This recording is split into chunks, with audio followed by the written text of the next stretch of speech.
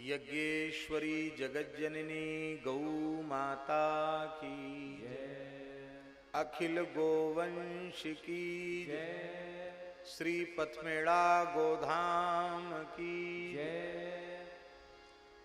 श्री पथमेड़ा गोधाम स्थापना रजत जयंती वर्ष की रजत जयंती महोत्सव की श्री राम कथा महोत्सव की जय।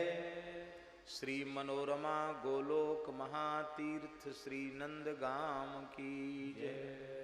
श्री समृद्धि माता की जय। श्री जड़खोर गोधाम की जय। श्री 84 कोस ब्रजमंडल धाम की जय। श्री सद्गुरुदेव भगवान की जय। राम कथा रसिक श्री हनुमान जी महाराज की जय। सब संतन की जय। सब विप्रन की जय। सब भक्तन की जय। द्वारिकाधीश की जय। जय जय श्री राधे। जय जय श्री सीताराम। हर हर महादेव। हरिशरणम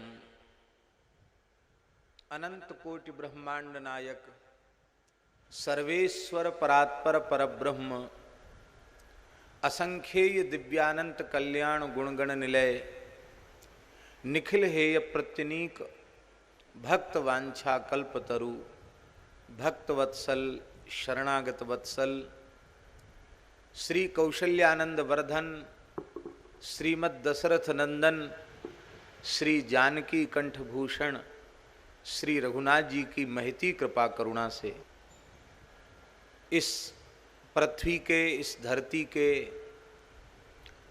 आदर्श गो उपासना के केंद्र श्री पथमेड़ा गोधाम की स्थापना के 25 वर्ष अत्यंत सफलतापूर्वक पूर्ण होने के उपलक्ष्य में पथमेड़ा गोधाम में रजत जयंती महोत्सव मनाया जा रहा है। उसी रजत जयंती महोत्सव के वर्ष भर चलने वाले सत्संग के कार्यक्रमों में लुधियानावासी भक्तों का विशेष सौभाग्य जागृत हुआ है कि यहाँ श्री राम कथा का दिव्य आयोजन हो रहा है। हमने विठल जी से कहा भी, कई लोगों ने हमसे कहा आप तो कह रहे थे कि साल भर कहीं कार्यक्रम नहीं होगा, सब पथमेड़ा में ही कथा होगी, और लुधियाना में कैसे हो रही है पथमेड़ा की कथा? लुधियाना में हो सकती तो अमुक अमुक शहरों में नहीं हो सकती क्या?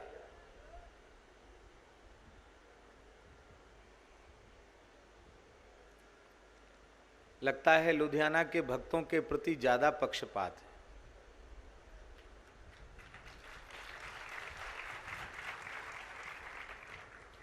निश्चित ही यह भी एक ऐतिहासिक अविस्मरणीय बात हो गई कि पूरे देश से पूज्य महाराज जी के पास आग्रह आए और पहले यही विचार हुआ था कि इन रजत जयंती वर्ष में पूरे देश में कथाएं होंगी। भारतवर्ष के प्रायः सभी प्रांत और सभी मुख्य स्थल ले लिए जाएंगे और उसकी पूर्णता भव्य रूप में पथमेड़ा गोधाम में होगी। यही विचार पहले हुआ था, लेकिन मंत्रात्मक अनुष्ठानात्मक उपासनात्मक स्वरूप संपूर्ण शास्त्रीय विधि से संपादित हो, एक ही स्थान में सात्विक विधि से संपादित हो, इसी पवित्र भाव से प्रेरित होकर पूज्य श्री महाराज जी ने निर्णय किया कि 1 वर्ष का आयोजन पथमेड़ा में ही होगा। लेकिन उस एक वर्ष के आयोजनों में एक बहुत प्रसिद्ध है ना,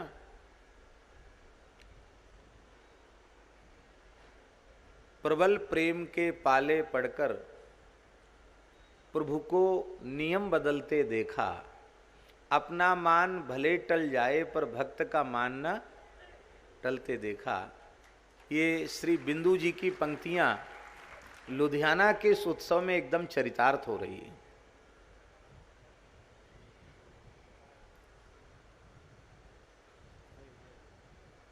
पंजाब की धरती अत्यंत पवित्र धरती है। इसलिए पवित्र धरती है क्योंकि पंजाब की धरती गुरुओं की धरती है।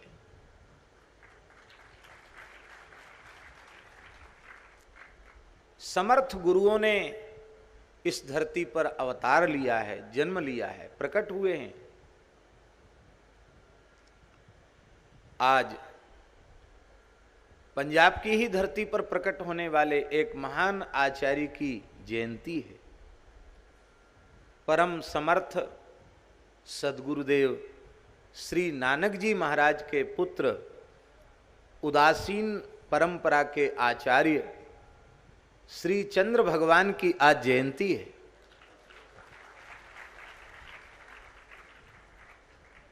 आज उदासीनाचार्य श्री चंद्र प्रभु की आज प्राकट्य तिथि है और प्रायः इस अवसर पर हम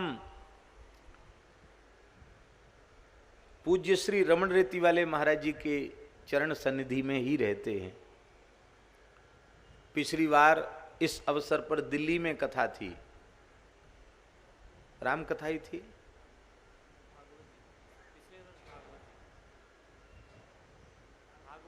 भागवत कथा थी। अभी इस बार राम कथा हुई, इसके पहले भागवत कथा थी और वो भी श्री जड़खोर गोधाम के निमित्त भक्तों ने आयोजित की थी। और महाराज जी को पता चला कि कथा में हैं, बोले कैसे आएंगे, बहुत श्रम हो जाएगा।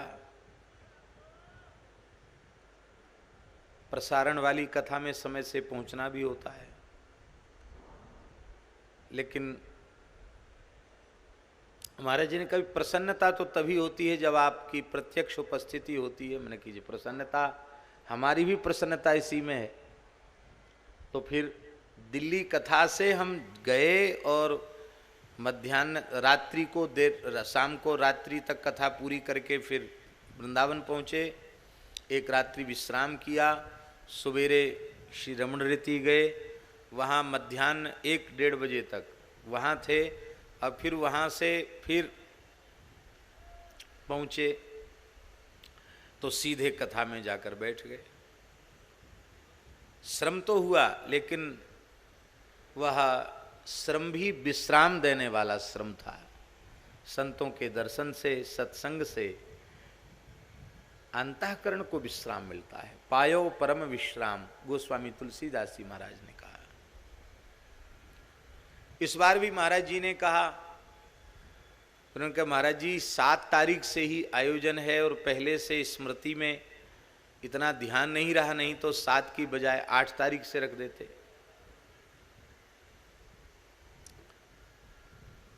मतलब व्यवस्था तो बना सकते हैं, लेकिन आपको अधिक श्रम हम नहीं देना चाहते हैं। तो हम व्यासपीठ से श्री चंद्र जयंती के पुनीत अवसर पर उदासीनाचार्य श्री चंद्र प्रभु के चरणों में साष्टांग वंदन करते हैं और वर्तमान में उदासीन परंपरा के महान आदर्श संत के रूप में पूज्य श्री रमण रेती वाले महाराज जी को भी सादर दंडवत प्रणाम निवेदन करते हैं। और ये भी सहज संयोग ही मानिए कि गुरुओं की धरती पर कथा, राम कथा हो रही है और उदासीनाचार्य श्री चंद्र प्रभु की जयंती से ही वो कथा आरंभ हो रही है। और एक बड़ी विशेष बात है, आज से भागवत जयंती है। आज भागवत जयंती है। श्रीमद् भागवत की कथा परमहंस चक्र चूड़ामणि आचार्य महामुनिंद्र भगवान श्री सुखदेव जी ने भाद्र शुक्ल नवमी से ही परीक्षित को सुनाना आरंभ किया। इसलिए हमारे वृंदावन में, पूरे भारतवर्ष में इस नवमी को भागवत जयंती के रूप में माना जाता है। सुखदेव जी की वाणी से भागवत प्रकट हुई, भागवत जयंती है।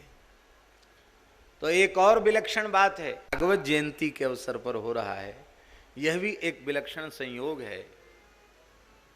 और आज शोभा यात्रा, भव्य शोभा यात्रा संपन्न हुई। शोभा यात्रा के पूर्व मित्तल जी के यहाँ थोड़ी देर बैठे, वहाँ भी राम नाम का इतना सुंदर संकीर्तन प्रेमियों ने किया कि हमारा मन बहुत प्रसन्न हो गया। सामने माइक रख दिया, हमने सोचा क्या सुना में, यहाँ तो राम नाम का ही उच्चारण करना चाहिए, राम नाम में सब कुछ आ जाता है। और यह जानकर बड़ी प्रसन्नता हुई कि पूरे पंजाब प्रदेश में गो उपासना का, गो भक्ति का अलख जगाने वाले हमारे परम पूज्य, परम श्रद्धेय स्वामी श्री कृष्णानंद जी महाराज, वे शोभा यात्रा में तो खूब कीर्तन में नृत्य कर ही रहे थे, और यहाँ भी जब तक राम कथा चलेगी, यहीं इसी स्थल पर अखंड श्री राम जय जय राम का विजय मंत्र का संकीर्तन चलेगा। जितनी देर ये आरंभ हो चुका है, जितनी देर कथा होगी उतनी देर मानसिक जप होगा, और कथा के बाद फिर उच्च स्वर में कीर्तन होगा।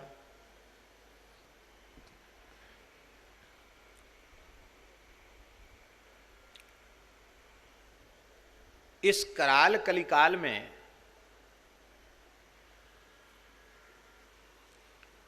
पद्म पुराण की पंक्ति है, कली दावा नले नाद्य साधनम भस्मतांगतम। दावानल जानते हैं? अभी विदेश में भी कहीं जंगल में आग लगी है, वो बुझाना बड़ा मुश्किल हो रहा है। जंगल में स्वाभाविक जो बांसों की रगड़ से, वृक्षों की रगड़ से अग्नि पैदा हो जाती है, बड़ी प्रचंड अग्नि होती है। और जब कोई जंगल दावानल से घिर जाता है तो फिर प्रायः वो भस्म हुए बिना रहता नहीं, भस्म हो ही जाता है। इसी प्रकार से कलिकाल के दावानल में जितने भी साधन हैं, वे सब के सब भस्मसात जैसे हो गए।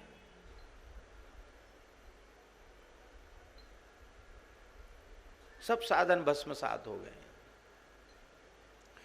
देश, काल, वस्तु, व्यक्ति, सब में मिलावट आ गई है, सब में अशुचिता आ गई है।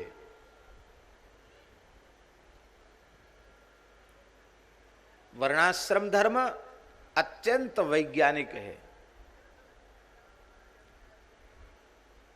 व्यास, वाल्मीकि प्रभृति ऋषियों ने, नित्य सिद्ध अनादि अपौरुषेय वेद ने वर्णाश्रम धर्म के जिस स्वरूप का निर्णय किया है, निश्चय किया है, उसको ज्यों का त्यों यदि मानव समाज स्वीकार करे तो पूरे संसार में कोई भी मनुष्य दुखी, दरिद्र, भूखा, नंगा, बेरोजगार नहीं रहेगा, सब सुखी हो जाएगा। इतनी महत्वपूर्ण व्यवस्था है वर्ण व्यवस्था और आश्रम व्यवस्था। ब्राह्मण, क्षत्रिय, वैश्य, शूद्र, ये चार वर्णों की व्यवस्था है। ब्रह्मचर्य, गृहस्थ, वानप्रस्थ और सन्यास, इन चार आश्रमों की व्यवस्था है।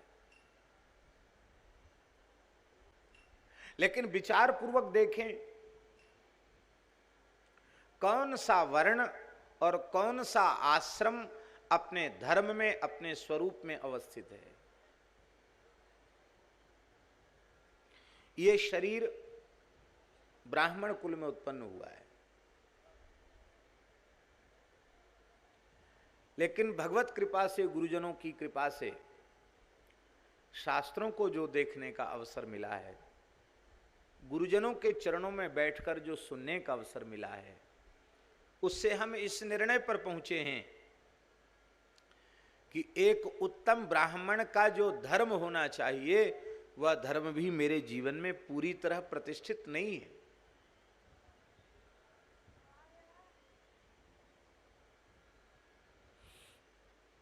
तब चलो कोई बात नहीं, अब तो चतुर्थाश्रमी हो गए,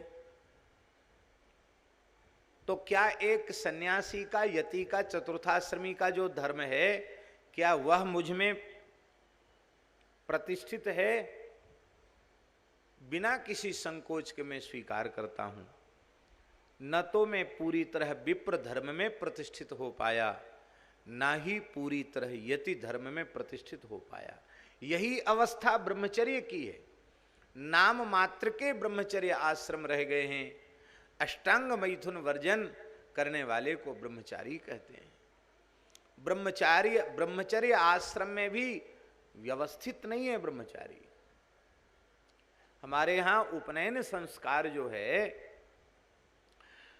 द्विजाति का उपनयन संस्कार होता है और वो मौंजीय व्रत धारण करते हैं, पलाश दंड ग्रहण करते हैं, मूज कई मेखला धारण करते हैं और 25 वर्ष तक उनको नियमों का पालन करना होता। बहुत ध्यान से सुने, ब्रह्मचारी कौन है? बोले वो 25 वर्ष तक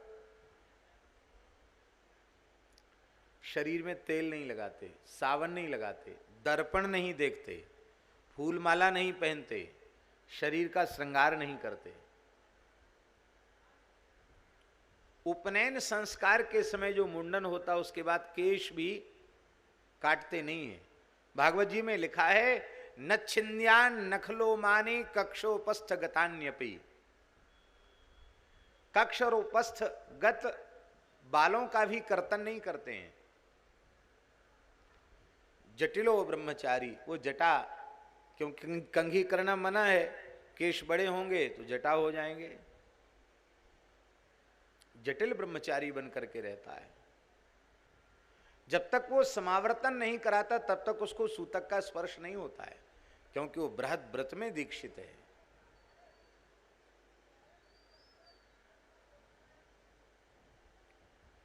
और सुन लीजिए, उपनयन पद्धति उठा करके देखो, उतने समय तक वो स्यूत वस्त्र धारण नहीं करता, सिला कपड़ा नहीं पहनता, भूमि पर शयन करता है, भूमि पर कुश बिछाकर शयन करता है। कुश, नमक नहीं खाता, मिठाई भी नहीं खाता। ब्रह्मचारी को नमक वर्जित है और मिठाई वर्जित है और खट्टा चरपरा भी वर्जित है। तब क्या खाता? उबला हुआ अन्न खाता है। क्यों? बोले इस प्रकार का संयमित जीवन उसका होता है कि 25 वर्ष की आयु तक वो पूर्ण ब्रह्मचारी रह सके।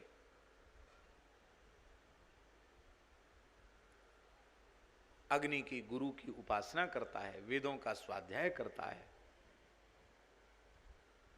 एक महान विरक्त से भी कठिन धर्म, कठिन तपस्या ब्रह्मचारी की है।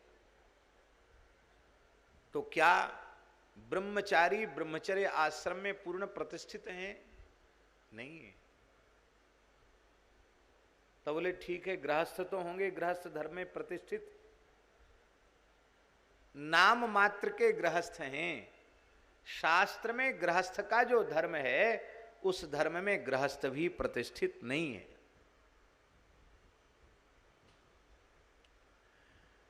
पंचसूना गृहस्थस्य, 5 प्रकार की हिंसा जाने अनजाने में गृहस्थ से हो जाती है। उसके प्रायश्चित्त के निमित्त उसे पंच महायज्ञ करना चाहिए। अब ईमानदारी से अपनी छाती पर हाथ धर के विचार करो, और कोई एक भाग्यशाली हो तो हाथ खड़ा करे।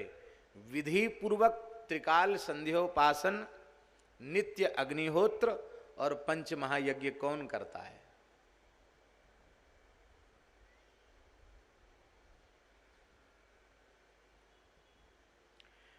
द्विजाति जिस दिन पाणी ग्रहण करे उसके ठीक दूसरे दिन अग्निहोत्र की दीक्षा ले, नहीं तो उसको पाप लगता है।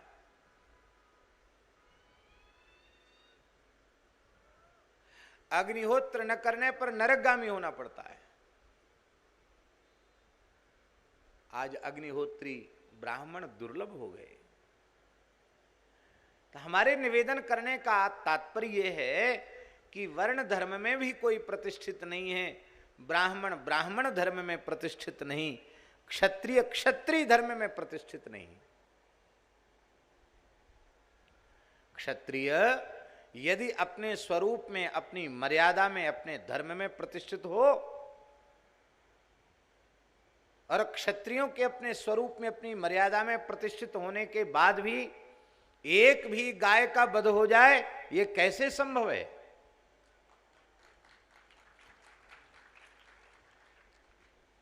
पहले तो त्रिकाल संध्योपासन उसे करना चाहिए, अग्निहोत्र करना चाहिए, पंच महायज्ञ करना चाहिए। तो दुर्लभ है, खोजने पर श्री राधेश्याम खेमका जी जैसे एकाध कोई मिल जाए नमूने के रूप में, तो पता नहीं, दुर्लभ है।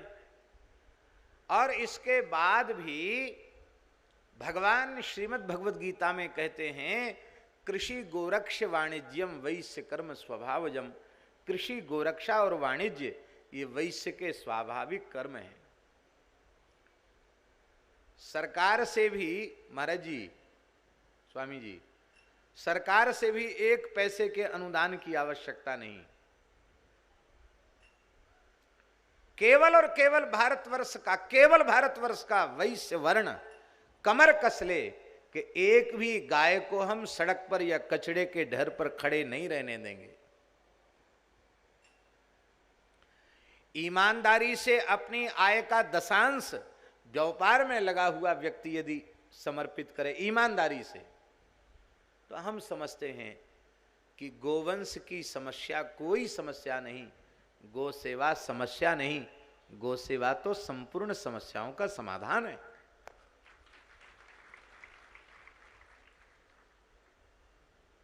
वैश्य वर्ण के होने के बाद भी गाय भूखी प्यासी दुखी संभव नहीं।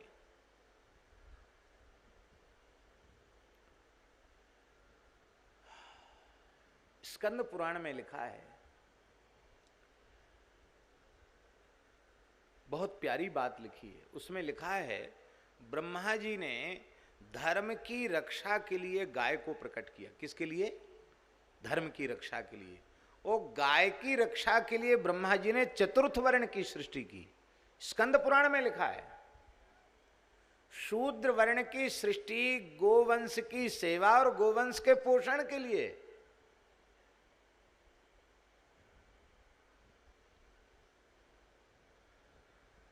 इतनी बड़ी संख्या में देश में हमारे भाई, हिंदू समाज के ही हमारे अपने भाई बड़ी संख्या में देश में हैं। अब जीव के कल्याण का क्या साधन है? इसीलिए कहा गया, कली दावानले नाद्य साधनम भस्मतांगतम। कलयुग के प्रचंड दावानल में सारे साधन जलकर खाक हो गए, भस्म हो गए। इतना होने के बाद भी इस कराल कलिकाल में जीवों का कल्याण बड़ी सरलता से संभव है। इतना होने के बाद भी, भले ही गोस्वामी जी ने कहा हो, वर्ण धर्म नहीं आश्रम चारी।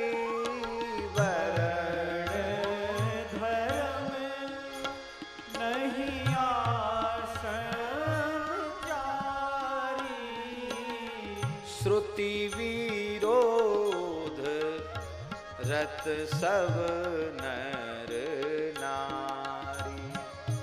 श्रुति विरोध रत सब नर नारी। कलि केवल मल मूल मलिना। पाप पयो निधि जल मन मीना। कलि केवल मल मूल मलिना। जय जय। पाप पयो निधि जल मन मीना।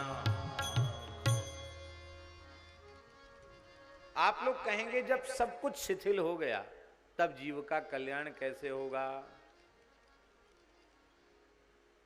कैसे होगा कल्याण? केवल और केवल एक से होगा, एकमात्र श्री राम नाम का अनन्य आश्रय लेने से होगा कल्याण। हरि नाम के लिए, भगवान नाम के लिए अपना जीवन अर्पित कर दे तो भले ही ठीक से वर्ण धर्म आश्रम धर्म न बन पा रहा हो, और केवल भगवान नाम का, हरि नाम का, राम नाम का आश्रय ले तो भी कल्याण पक्का पक्का पक्का, इसमें कोई संदेह नहीं।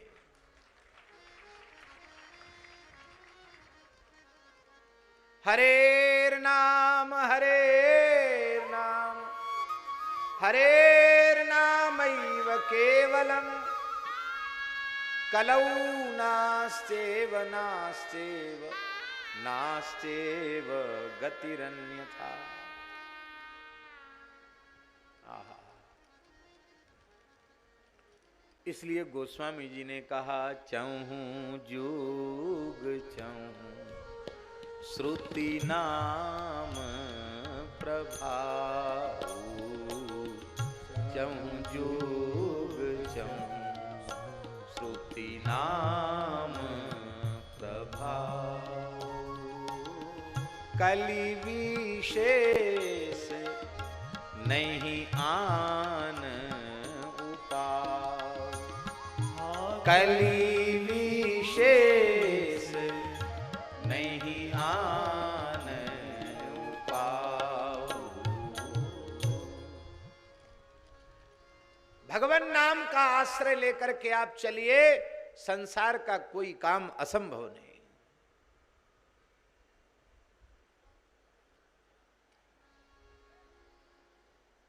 बड़ा श्रम किया देश के वैज्ञानिकों ने, वहां तक यान पहुंचाने के लिए, विक्रम पहुंचाने के लिए बहुत श्रम किया, और निश्चित वे धन्यवाद साधुवाद के पात्र हैं। प्रधानमंत्री जी ने सबका उत्साह वर्धन भी किया, और भविष्य में वे निश्चित आशातीत सफलता प्राप्त करेंगे।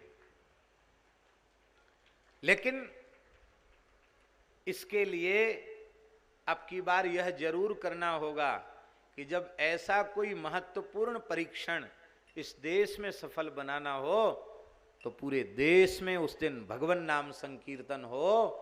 तो महाराज, पूरे देश में यदि करोड़ों करोड़ों लोग कीर्तन करेंगे तो असंभव कार्य भी संभव हो जाएगा। पर सबसे श्रेष्ठ, सबसे सरल साधन में जल्दी व्यक्ति की श्रद्धा नहीं होती है।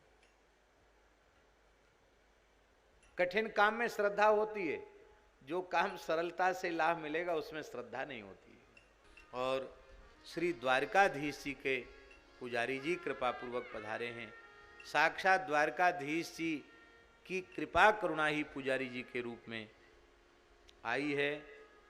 बड़े पुजारी जी और छोटे पुजारी जी दोनों भैया राम लक्ष्मण की जोड़ी, दोनों द्वारकाधीश जी के पुजारी जी कृपा पूर्वक पधारे हैं।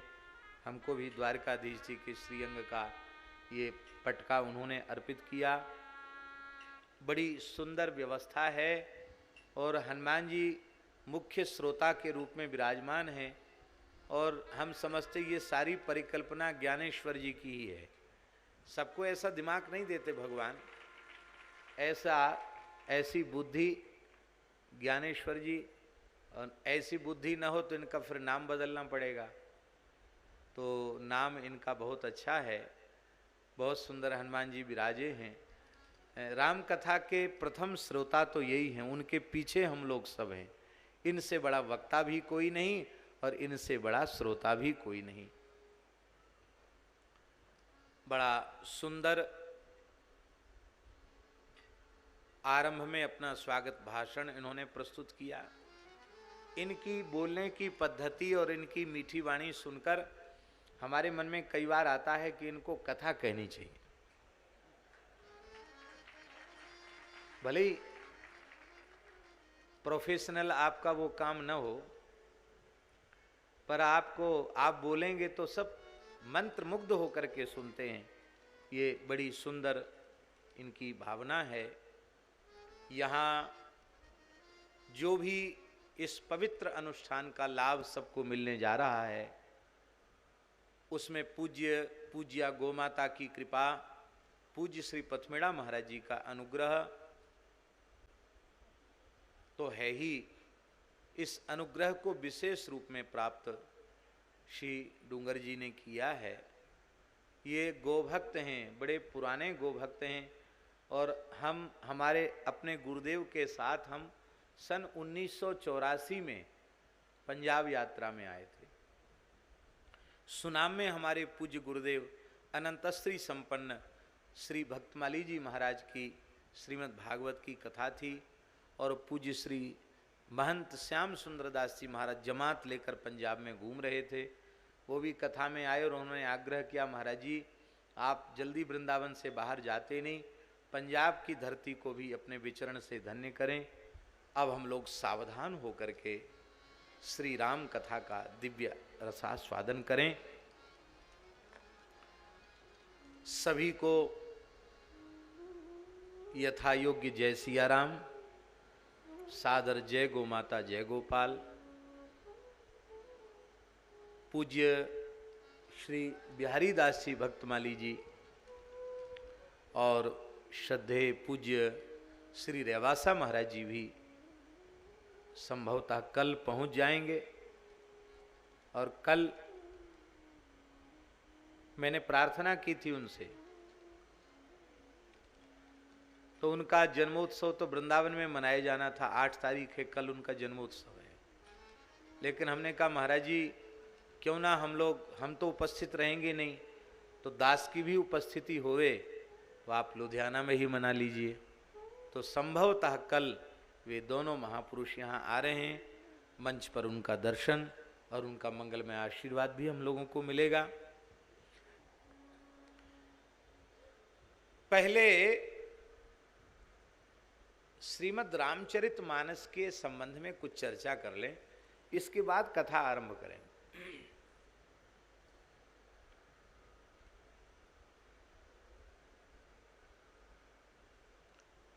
गोस्वामी तुलसीदास जी महाराज ने स्वयं मानस जी में कहा, शंभु प्रसाद सुमति ही हुलसी, शंभु प्रसाद सुमति ही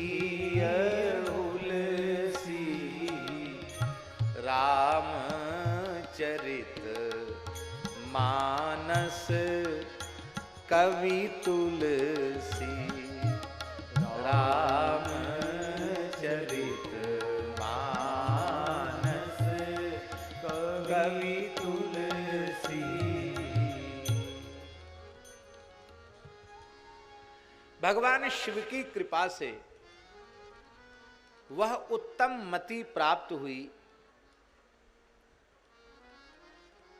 जिसमें भगवान श्री राम के मंगलमय चरित्रों का, गुणों का, लीला का अवतरण हुआ। और लोगों ने कहना आरंभ कर दिया कि रामचरित मानस कवि तुलसी। तो क्या आप रामचरित मानस के रचयिता कवि हैं? बोले बिल्कुल नहीं। कवि ना हो नहीं चतुर कहावं, कवि ना हो नहीं चतुर मति अनुरूप राम गुण गावं, मति अनुरूप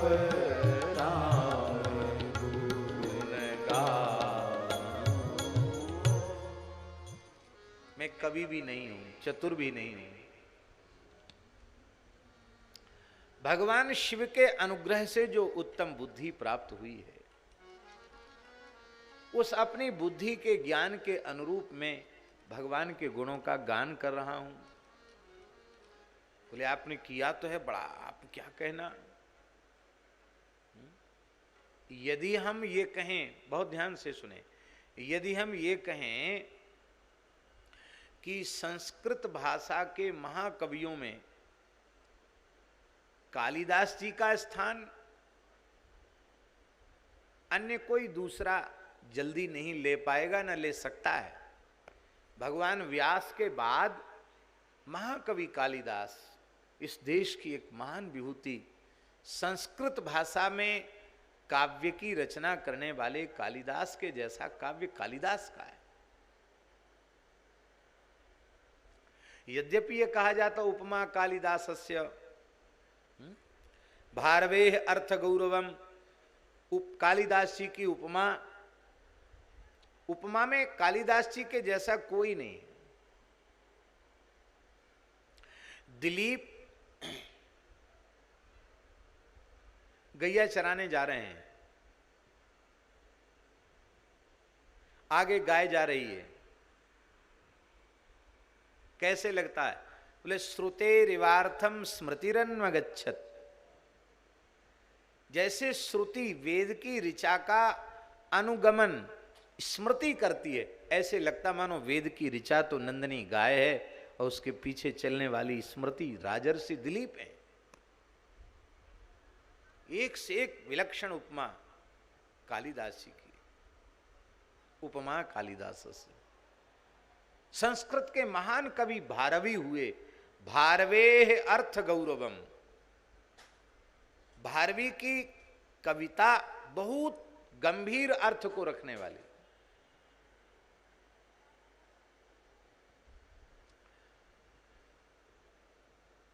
एक बार भारवी ने एक श्लोक बोला और उस श्लोक को किसी ने लिख लिया और वो राजा के दरबार तक पहुंच गया, राजा भोज के दरबार तक। तो राजा ने अच्छे लेखक को बुलाकर उस एक ही श्लोक को एक पट्टिका पर लिखवाया और पट्टिका पर लिखवाकर महल के भीतर अपने शयनागार में उस पट्टी को सुसज्जित कर दिया। और भी दो चार जगह ऐसी जगह वो पट्टिका लगवाई कि आते जाते उस पर नजर पड़े, दृष्टि पड़े। वो श्लोक था, बहुत प्यारा श्लोक है। सहसा विदधीत न क्रियाम अविवेक परमापदाम पदम वृणुते ही विमृश्य कारिणम गुणलुब्धा स्वयमेव संपदा। जब हम प्रथम बार वृंदावन में आए थे विद्यार्थी जीवन में, तो हमने अपनी डायरी पर महाराज जी से कहा था आप कोई एक श्लोक लिख दीजिए, तब हम इस पर कुछ लिखना आरंभ करेंगे। तो महाराज जी ने सबसे पहले ये श्लोक हमारी डायरी पर लिखा था। सहसा विदधीत न क्रियाम अविवेक परमा पदाम पदम वृणुते ही विमृश्य कारिणम गुणलुब्धा स्वयमेव संपदा। बड़ा प्यारा श्लोक है, प्रत्येक मनुष्य का जीवन सूत्र बन सकता है श्लोक। महाकवि भारवी कह रहे हैं सहसा किसी क्रिया को मत करो, बुरी क्रिया तो करो, अच्छी क्रिया भी सहसा मत करो, खूब व्यवस्थित बुद्धि से सोच विचार करके कोई काम करो। क्यों? अविवेक पूर्वक की हुई क्रिया विपत्तियों का खजाना है, विपत्तियों का घर है। भले ही थोड़ा विलंब हो जाए, कोई बात नहीं, विलंब हो जाए, पर अविवेक पूर्वक कोई काम मत करो, हड़बड़ी में कोई निर्णय मत लो, स्थिरता से निर्णय लो। सहसा कर पीछे पछताई, सहसा मत करो।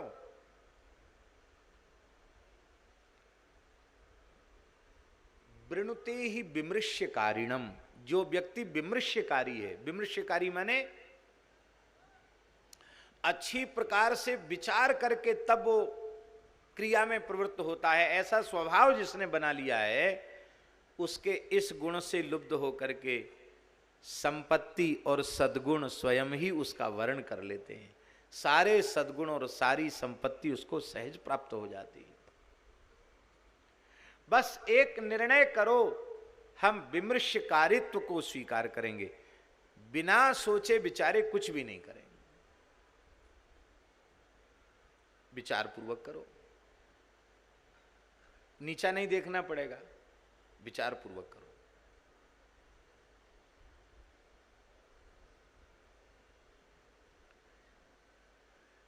पुराण में,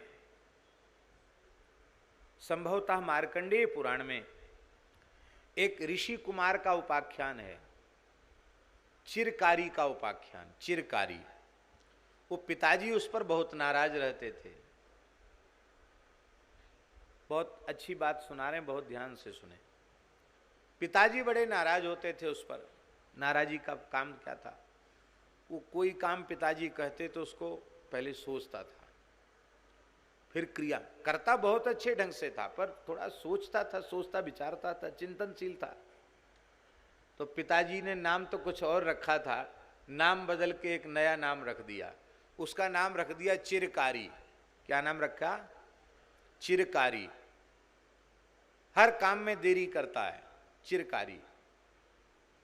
एक तो दीर्घसूत्री होते हैं, दीर्घसूत्री होना तो खराब है, दीर्घसूत्री नहीं, चिरकारी। करता तो बढ़िया है, बहुत व्यवस्थित करता है, पर थोड़ा समय लगाता है।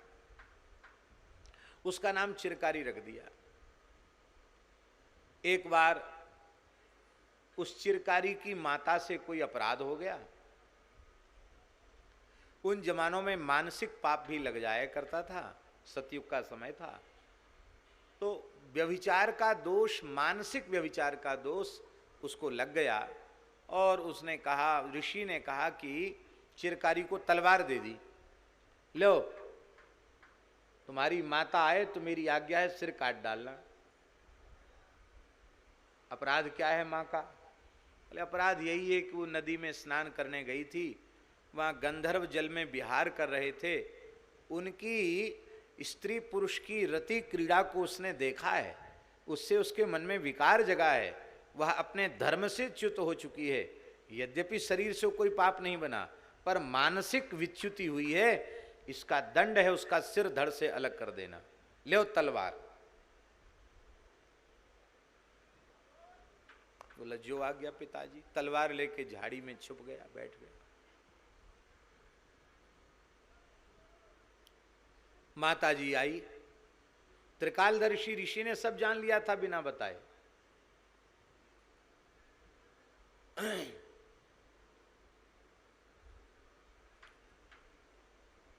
ऋषि तो चले गए थे कहीं अन्य, मतलब जंगल में ही किसी समिधा आदि कुछ लेने के लिए चले गए।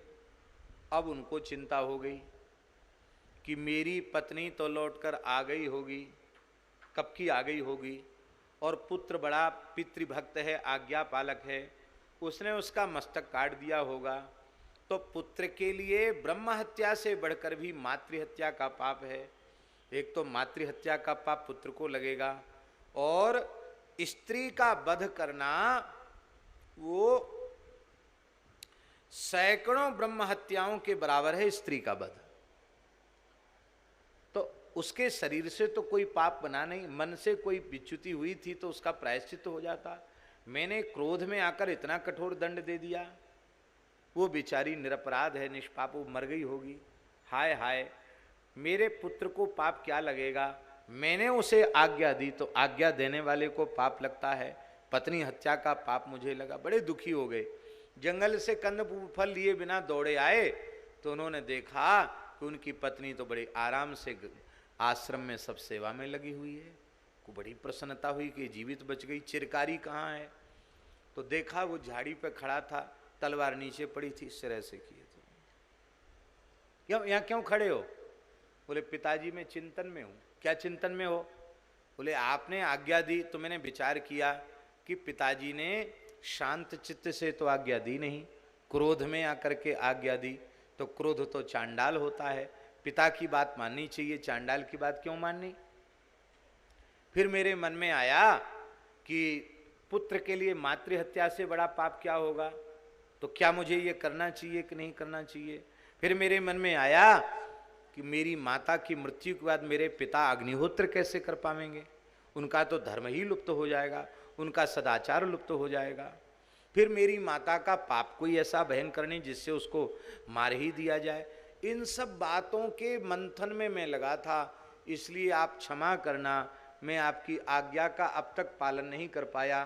तलवार वहीं पड़ी है, मैंने डर के मारे आपने दिया था तो हाथ में ले तो लिया, पर यहाँ डाल के मैं चिंतन में हूँ।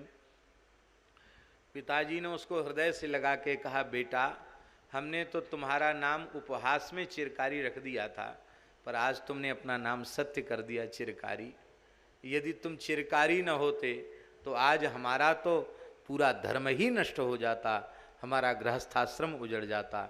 बेटा तुमने अपना चिरकारी नाम सत्य कर दिया, और हम तुम्हें आशीर्वाद देते हैं, संपूर्ण अंगों के सहित वेद तुम्हारे अंतःकरण में प्रकाशित हो जाएगा। ये कथा पुराणों की है। तो भले ही काम में देर हो जाए, लेकिन सोच विचार कर करो। सहसा करी पीछे पछताहीं, और उनको भला नहीं माना जाता संसार में। इसलिए सहसा विदधित न क्रिया। हमने तो एक अनुभव किया है, आपके भीतर काम का, क्रोध का, लोभ का कोई भी आवेग आया है, आप तनिक विचार का अवसर दे दो, फिर क्रोध भी आपका शांत हो जाएगा। आप कहें क्या कहना, किसके लिए कहना, क्या बोलना। काम का आवेग भी ठंडा, क्रोध का आवेग भी ठंडा। बस समस्या क्या है, जब विकार आता तो हम सर्वथा उनके अधीन हो जाओ। अधीन मत हो, थोड़ा विचार करो।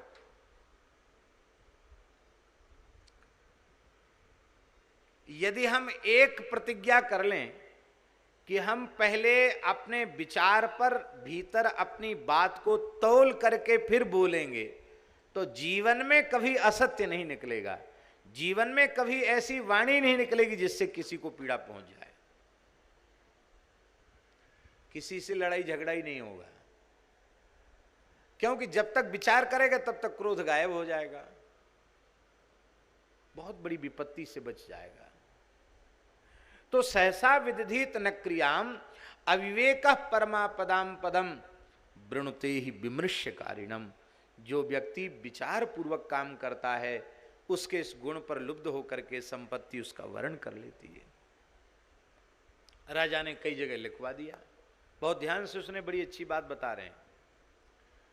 राजा की एकमात्र राजकुमारी थी, जो अत्यंत रूपशील गुण आदि से संपन्न थी, और महाराज संगीत में तो बड़ी कुशल थी, बहुत सुंदर वीणा बजाती थी वो। और एक अच्छे राजकुमार के यहाँ, विदर्भ देश के राजकुमार के साथ उसका विवाह का पक्का हो गया। महलों में विवाह की तैयारियां चल रही थी। एक दिन राजा साहब अपने दरबार से लौट के आए, रनिवास में उन्होंने प्रवेश किया, तो उन्होंने क्या देखा कि रानी के पास कोई युवक राजकुमार, बड़ी मूंछ है उसकी, और वो सो रहा है। ये देखते ही राजा का क्रोध का पारा चढ़ गया, और उसने कहा कि अरे, मैं तो अपनी महारानी को बड़ी पतिव्रता समझता था, ये तो बड़ी दुष्चरित्रा है, एक युवक को अपने साथ लेकर सोई हुई है। आज मैं इस युवक को और अपनी पत्नी को, दोनों को मौत के घाट उतार दूंगा। तुरंत म्यान से तलवार राजा ने खींची, और खींच करके जैसे ही प्रहार करना चाहता था, तब तक दीपक, टिमटिमाते दीपक के उजेले में वो श्लोक जो पट्टिका पर लिखा था शयन कक्ष में, वो दिखाई पड़ गया। तुरंत उसकी तलवार रुक गई। सहसा विदधित न क्रियाम अविवेक परमापदाम पदम, पीछे हाथ कर लिया। ऐसे नहीं मारना चाहिए, पहले पूछना चाहिए आदमी घुसा कैसे यहां, रानी ने ऐसा किया क्यों। राजा ने कहा, महारानी। आवाज सुनकर वह जगी। ये कौन है तुम्हारे निकट सोया हुआ व्यक्ति, आप इतने लाल पीले क्यों हो रहे हैं। आपकी बेटी है, इस वेशभूषा में बोले हाँ, ये आज बहुत लाड़ कर रही थी, कहती थी कि आप हमारे हाथ पीले करने वाली हैं, फिर मैं वहाँ जाकर तो इतना हंस खेल पाऊंगी नहीं, तो मैं बचपन से राजकुमार बनना चाहती थी, अब तो मेरा विवाह होगा, तो ऐसा करो आज तुम मेरा राजकुमार के वेश में श्रृंगार करो। तो मैंने उसका राजकुमार के वेश में मूछ मूछ बना करके और उसका सुंदर श्रृंगार किया है, राजकुमार की वेशभूषा। अब उसको नींद आ गई, मुझे भी लगता था बहुत अच्छी लग रही है, तो सो गई। ओहो राम राम राम। आज अपनी बेटी को खुद मार डालता और अपनी पत्नी को भी मार डालता, मैं कैसे मुंह दिखाता प्रजा के बीच में। राजा भोज, तो राजा भोज ने फिर कहा खोजो भाई उस ब्राह्मण को जिसने श्लोक लिखा है। भारवी बड़े अकिंचन थे, बहुत, आधी धोती पहनना आधी ओढ़ लेना, बहुत गरीब थे भारवी। पालकी में बिठाकर भोजराज ने बुलाया और इस श्लोक में जितने अक्षर हैं उतनी लाख स्वर्ण मुद्राएं दक्षिणा में अर्पित की। लिखा है प्रत्यक्षरम लक्षम ददौ, प्रत्येक अक्षर पर 1-1 लाख मुद्रा उन्होंने दी। लेकिन भारवी गरीबों में अकिंचनों में धन को लुटाकर जैसे पहले थे फिर वैसे ही हो गए। ऐसे थे भारवी। भारवे अर्थ गौरवम दंडिनः पद लालित्यम, महाकवि दंडी में उनके पदों का लालित्य बहुत सुंदर है। और शिशुपाल वध जो महाकवि माघ का काव्य है, माघे संति त्रयोगणा, बहुत प्रसिद्ध श्लोक है, तमाम लोगों को याद है। पर दास बड़ी विनम्रता से निवेदन कर रहा है, ये संस्कृत के विद्वानों की बात है, भाषा के कुशल महाकवि गोस्वामी श्री तुलसीदास जी महाराज, उनके जैसी उपमा भी किसी दूसरे कवि की उपलब्ध नहीं होगी। गोस्वामी जी का अर्थ गौरव, गोस्वामी जी की उपमा, कितने नमूने बताएं, जगह जगह बताए जाएंगे नमूने, एक नमूना तो बता ही देते हैं। गोस्वामी जी की उपमा, दामिनी दमक रही घन माही, दामिनी दमक रही घन माही, दामिनी दमक रही घन माही, दामिनी दमक रही घन माही, खल के प्रीति जथा स्थिर नाही, खल के प्रीति जथा स्थिर नाही। आकाश में बिजली ऐसे चमक रही है जैसे दुष्ट का प्रेम, बिजली चमकती फिर लुप्त हो जाती, दुष्ट में थोड़ा सा प्रेम जगेगा फिर खत्म। कितनी विलक्षण उपमा है। क्षुद्र नदी जल चली तुराई, क्षुद्र नदी जल चली तुराई, जिमि थोरे धन खल इतराई, जिमि थोरे धन खल इतराई, जिमि थोरे धन खल इतराई, जिमि थोरे धन खल इतराई। ये है गोस्वामी जी की उपमा सैकड़ों स्थानों पर, और केवल रामचरितमानस में नहीं, गोस्वामी जी के द्वारा रचित 12 काव्यों में अद्भुत उपमा है उनकी। और यदि हम ये कहें कि तुलसीदास जी की उपमा तुलसीदास जी के जैसी है, इसमें अतिशयोक्ति नहीं।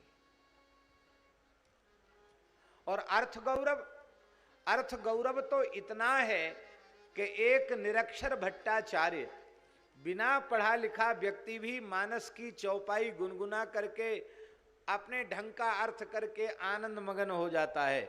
और एक भारतवर्ष का बड़े से बड़ा प्रकांड विद्वान भी एक चौपाई का अर्थ करते करते इतना डूब जाता है, कहता भैया इसकी थाह पाना मेरे लिए संभव नहीं है। हमारे पूज्य पहाड़ी बाबा महाराज, खाक चौक वाले महाराज जी विचरण करने जा रहे थे, एक और संत थे उनके साथ त्यागी। तो बुंदेलखंड के एक गांव में ये कभी कभी सर्दियों में भी पानी बरस जाता ना, माउट पड़ जाती है, तो पानी बरस जाता और फिर शीत लहरी चलती, बड़ी ठंड बढ़ जाती।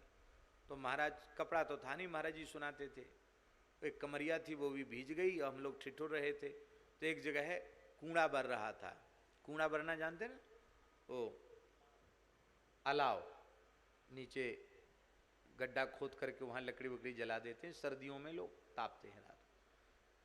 और वहाँ एक लालटिन थी और एक व्यक्ति, एक लड़का चौपाई बाँचता था और एक बूढ़ा था बुजुर्ग, वो उसका अर्थ करता था। बूढ़ा पढ़ा लिखा नहीं था, लेकिन गांव में उसी को लोग लाल बुझक्कड़ समझते थे कि सबसे बुद्धिमान आदमी यही है। और एक लड़का था 18-20 साल का होगा, वो पढ़ना जानता था और गांव में लोग पढ़े लिखे नहीं थे, बहुत पुरानी बात है। तो महाराज जी कहते वहाँ हम लोग भी बैठ गए, ठिठुर रहे थे, तापने बैठ गए, कथा हो रही, चलो कथा भी सुन लेंगे। तो बच्चे ने चौपाई पढ़ी, तात लात मोहि रावण मारा, और का कहो हित मंत्र विचारा है। मैं उसको, विभीषण कह रहे हैं ना कुंभकर्ण से कि हे तात कुंभकर्ण, रावण ने मुझे लात मारकर भगाया और मैंने तो उसको हित की बात सुनाई थी। तो जो लाल बुझक्कड़ थे बड़े बुजुर्ग, वो अर्थ करते थे। तो उन्होंने अर्थ किया कि देखो भैया, सर्दियों का समय था और गुरोसी में आंच बरा के, अलाव बरा करके रावण कुर्सी पर बैठकर हाथ पांव सेक रहा था।